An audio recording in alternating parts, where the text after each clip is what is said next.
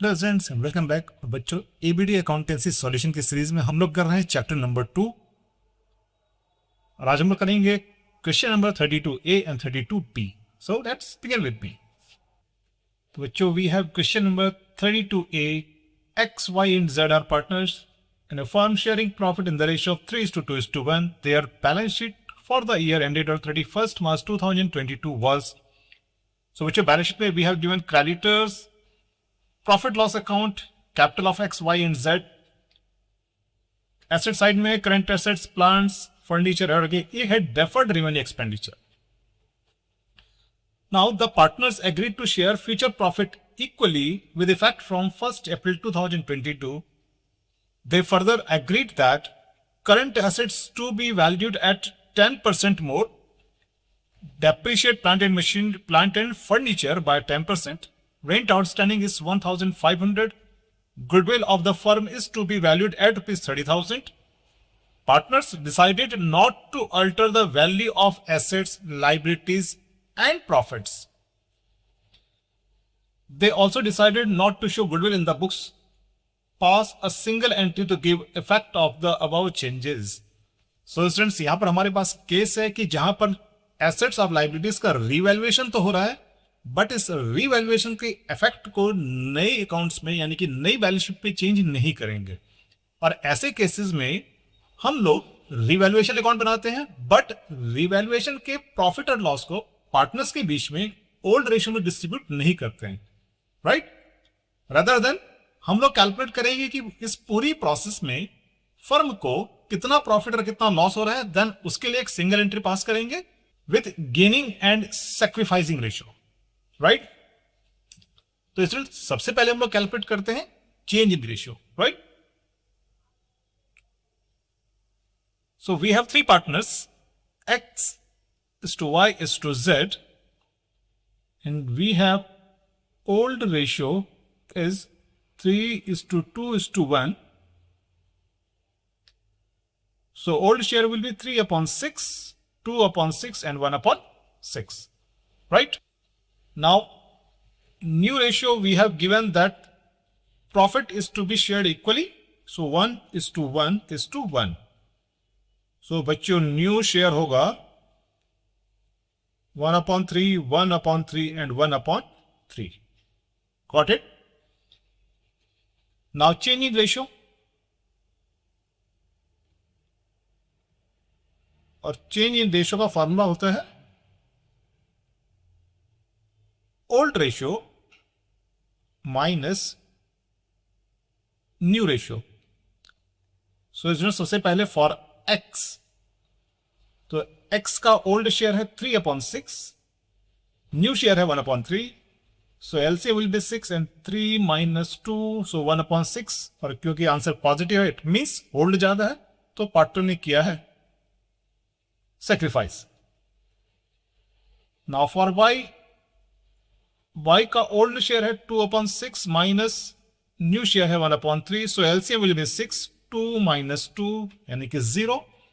तो y को ना तो गेन हो रहा है, y ना ही y सेक्रीफाइस कर रहा है। एंड फॉर z, z का ओल्ड रेशियो 1/6, न्यू है 1/3, so LCM will be 6 and 1 minus 2, it means -1/6।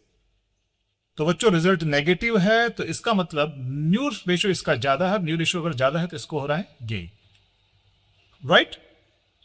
तो बच्चों ये तो आ गया change in ratio.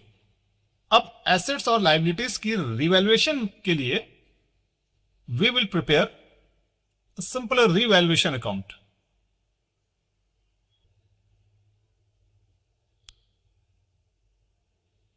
So we have revaluation account, और यहां पर है and this is debit, this is credit.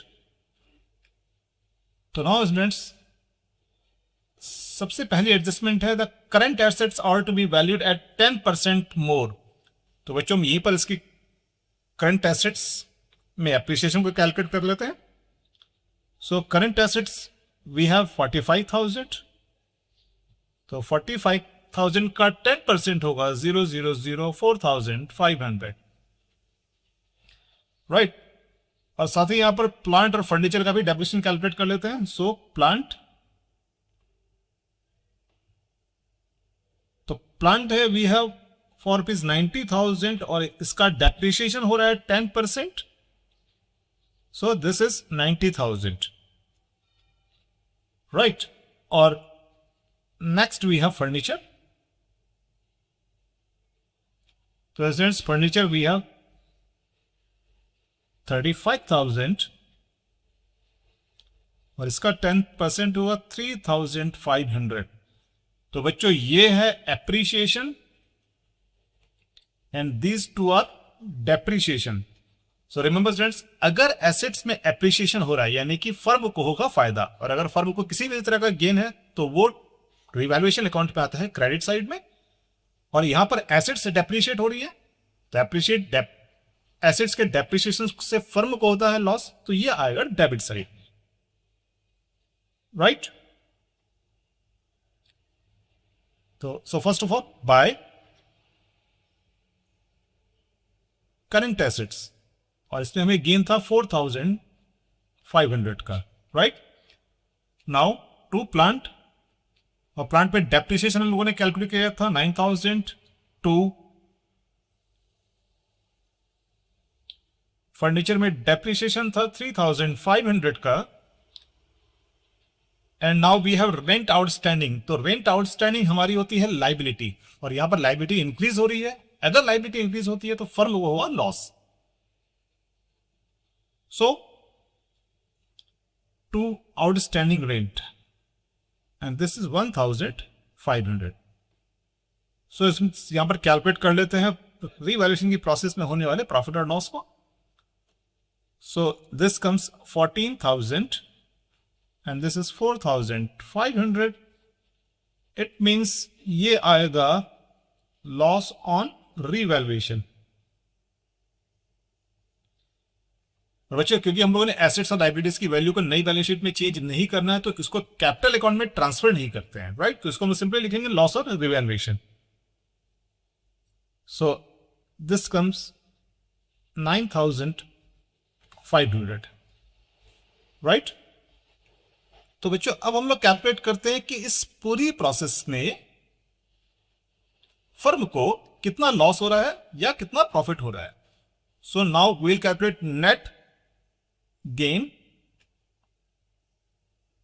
और loss on reconstitution.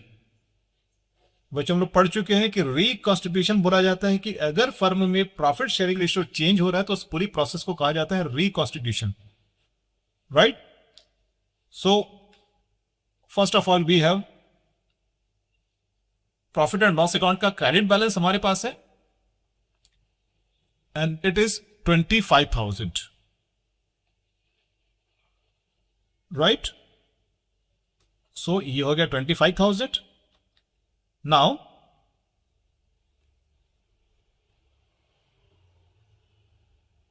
We have goodwill, और बच्चों ये गुडविल है फर्म की न्यू गुडविल. तो रिमेंबर गुडविल आपके पास क्वेश्चन में दो तरीके से दिया रहता है, राइट. एडजस्टमेंट भी जो भी गुडविल है ये फर्म की एक नई गुडविल होती है, और नई गुडविल यानी कि एक एसेट क्रिएट हो रही है, और अगर एसेट क्रिएट होगी तो फर्म को होगा गेन, राइट. तो ये 30,000 का गेन है. और अगर गुडविल आपके पास बैलेंस शीट में गिवन होती है देन इसको हम लोग करते हैं राइट ऑफ, यानी कि एसेट को जीरो करते हैं. तो दोनों में बिल्कुल डिफरेंस है, दोनों एक दूसरे के अपोजिट है. अगर बैलेंस शीट में गुडविल गिवन है तो हम उसको राइट ऑफ करते हैं यानी कि एसेट को जीरो करते हैं, और अगर एडजस्टमेंट में गुडविल गिवन है तो हम उस गुडविल को क्रिएट करते हैं, राइट. तो ये प्रॉफिट होगा, और यहां का गुडविल अगर बैलेंस शीट में गुडविल है तो वो लॉस होगा. Is that clear? So it is, ये भी एक तरह का गेन है. सो इट इज 30,000 का गेन होगा. सो इस प्रोसेस में हमारे पास है दो गेन, एक प्रॉफिट लॉस अकाउंट का बैलेंस और दूसरा new goodwill, right. Now we have two losses. एक लॉस है डेफर्ड रेवेन्यू एक्सपेंडिचर. तो डेफर्ड रेवेन्यू एक्सपेंडिचर को हमने राइट ऑफ करना है यानी कि एक एसेट को करना है जीरो, तो ये होगा loss. So we have deferred revenue expenditure and it is 5,000, और ये लॉस है इसलिए माइनस में होगा. और एक लॉस हमारे पास है दिस वन, राइट. और ये है loss on revaluation. and this is 9,500, right? So this comes 40500 और ये होगा नेट गेन। तो बच्चों इस पूरे गेन को हम लोग एडजस्ट करेंगे जर्नल एंट्री के थ्रू। तो इसके लिए हम लोग पास करते हैं एक एडजस्टमेंट एंट्री, और एडजस्टमेंट एंट्री का सिंपल रूल क्या होता है कि अगर किसी भी तरह का गेन है तो गेनिंग टू सेक्रीफाइसिंग रेशियो होता है, और हमारे पास यहां पर गेन हो रहा है z को सेक्रीफाइस कर रहा है x, और फ्रैक्शन है 1/6, right? So entry will be z's capital account debited to x capital account, और अमाउंट होगा 40,500 into 1/6, and so this amounts 6750 debit, फिर 6750 क्रेडिट, और यहां पर आएगा B capital account adjusted for accumulated profits and losses, right? So students, this is the solution for question number 32. So now we have question number 32b. A, B and C are partners in a firm sharing profit and losses in the ratio 5:3:2. Their balance sheet as on 31st March 2022 was as follows. So creditors और capital given है हमारे पास liability side में, और asset side में है cash, debtors, and we have a provision of ₹4,000 stock and in building. It was decided that they will share profit in the ratio of 3:3:1 in future. They also agreed that goodwill of the firm will be valued at 2 years purchase of average super profit. The average profit of the firm of last 3 years were 90,000, or normal profit given as 65,000. Provision for doubtful debts be reduced by 50,000. Value of stock be increased by 10%. A liability of creditors for ₹4,000 is not likely to be claimed. Partners do not want to record the revised value of assets and liabilities, and also do not want to record the goodwill in books. So students, यहां पर भी assets और liabilities के changes को record नहीं करना है, और गुडविल की वैल्यू को भी रिकॉर्ड नहीं करना है. इट मींस इस पूरे एडजस्टमेंट के लिए हम लोग पास करेंगे single adjustment entry with gaining and sacrificing ratio, right? So students, यहां पर हमारे पास है वर्किंग, और वर्किंग में हमारे पास सबसे पहला है calculation for change in ratio. तो सबसे पहले हम चेंज इन रेशियो को ही कैलकुलेट करते हैं, एंड चेंज इन रेशियो का फॉर्मूला होता है वी हैव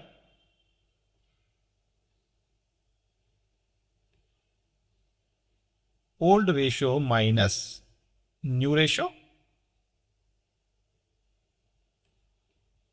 एंड बच्चों, we have 3 partners A is to B is to C, and इनका ओल्ड रेशियो है, old ratio we have 5:3:2. 5:3:2, it means old share will be 5/10, 3/10, and 2/10, right? And now new ratio is 3:3:1.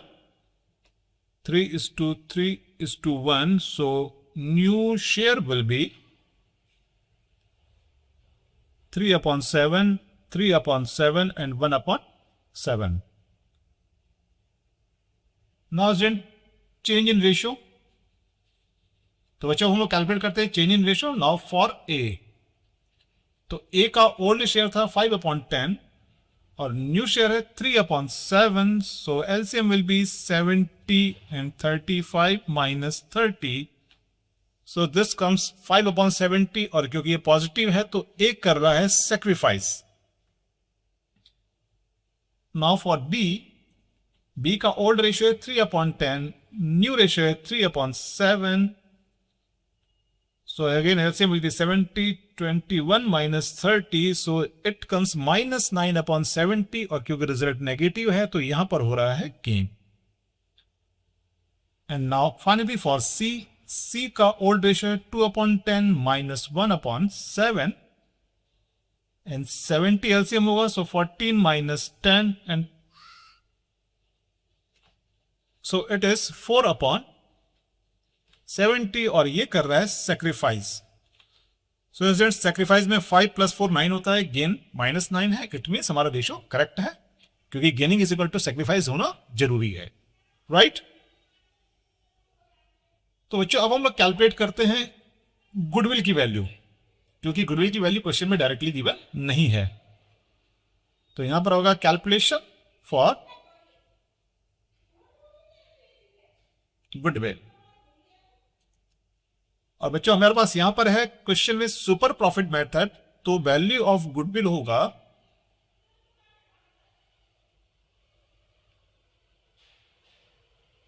Super profit into number of purchase year, right? अब बच्चों super profit का formula होता है, हम लोग goodwill वाले chapter में अच्छी तरह से कर चुके हैं. सुपर प्रॉफिट का फॉर्मूला होता है average profit minus normal profit. और बच्चों दोनों ही प्रॉफिट क्वेश्चन में गिवन है. Average profit is given, we have 90,000 और नॉर्मल प्रॉफिट है 65,000, right? So 90,000 minus 65,000 and this comes 25,000, right? और बच्चों यहां से हम निकालेंगे value of goodwill.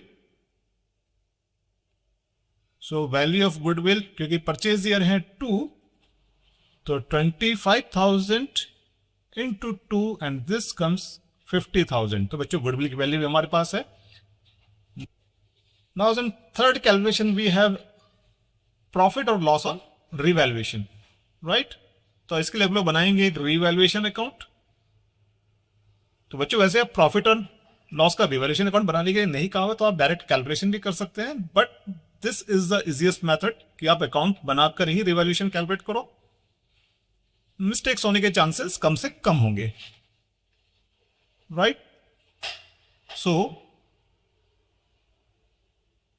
Revaluation account. तो बच्चों रीवैल्यूएशन अकाउंट के लिए हमारे पास है provision of doubtful debts is to be reduced by 50%. So provision हमारे पास था 4,000 का, तो 4,000 का 50% रिड्यूस करना है, तो इट इज 2,000. बट बच्चों प्रॉब्लम ये क्वेश्चन अराइजेस कि प्रोविजन का कम होना. प्रोविजन है तो एसेट साइड में, बट ये माइनस है, यानी कि प्रोविजन एक तरह की होती है लाइबिलिटी, और अगर हम लाइबिलिटी को कम करते हैं तो हमारा गेन होगा, राइट? यानी कि रीवैल्यूएशन अकाउंट में 2,000 क्या होंगे? Credit. Is that clear? Now stock is to be increased by 10%. तो अगेन स्टॉक हमारे पास है 70,000 का, तो 70,000 का 10% यानी कि 7,000. और बच्चों स्टॉक हमारी एसेट है, एसेट्स में इंक्रीज हो रहा है यानी कि ये भी होगा गेन. तो ये भी रिवैल्यूएशन अकाउंट में क्या करेंगे? इसको भी क्रेडिट ही करेंगे. Next is a liability of creditor for 4,000 is not likely to be claim. Creditors थे जिनको हमने, एक क्रेडिटर्स थे 4,000 को जिसे हमने पेमेंट नहीं करनी है, तो again it is also a gain. तो इस क्वेश्चन में सभी गेन है हमारे पास, और हमने एक एसेट क्रिएट करी है गुडविल, तो गुडविल एक एसेट क्रिएट हो रही, तो वो भी एक तरह का गेन ही है. तो अब हम लोग बनाते हैं इसके लिए revaluation account. So 2,000, 7,000 and 4,000. So first of all आएगा सो प्रोविजन ऑन डेटर्स. तो प्रोविजन ऑन डेटर था 2,000 का गेन बाय स्टॉक. स्टॉक था 7,000 का बाय क्रेडिटर. क्रेडिटर जिन्हें हमने पैसा नहीं देना है यानी कि जिनका क्लेम नहीं है, इट इज 4,000. तो बच्चों ये तो हो गया रीवैल्यूएशन के प्रोसेस में होने वाला gain. So isn't this will be 13,000, तो ये 13,000 हो जाएगा to profit on revaluation, right. तो इसको भी हम लोग पार्टनर्स में डिस्ट्रीब्यूट नहीं करेंगे बल्कि इसको करेंगे adjust. So students, now fourth calculation होती है हमारे पास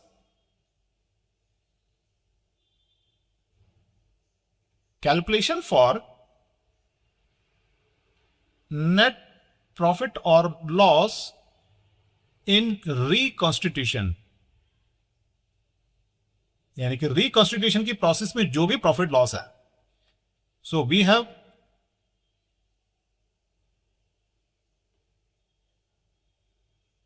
प्रॉफिट ऑन रिवैल्यूएशन और ये प्रॉफिट है 13,000 का। गुडविल हमने क्रिएट करी है, एक न्यू गुडविल क्रिएट करी है, और गुडविल क्योंकि एसेट है तो 50,000 का होगा। सो 50,000 का होगा gain, so total gain is 63,000। तो this is net profit, right. अब बच्चों फाइनली हम इस पे पास करेंगे एडजस्टमेंट एंट्री। एडजस्टमेंट एंट्री, और यहां पर हमारे पास था गेन था बी को और सेक्रीफाइस कर रहे थे A and C. So B's capital account debited to A's capital account and to C's capital account। और बच्चों हमारे पास टोटल प्रॉफिट है 63,000 का और B का गेन है 9/70। सिमिलरली 63,000 A का सेक्रीफाइस था 5/70 और 63,000 इंटू C का सेक्रीफाइस था 4/70, राइट। So 8,100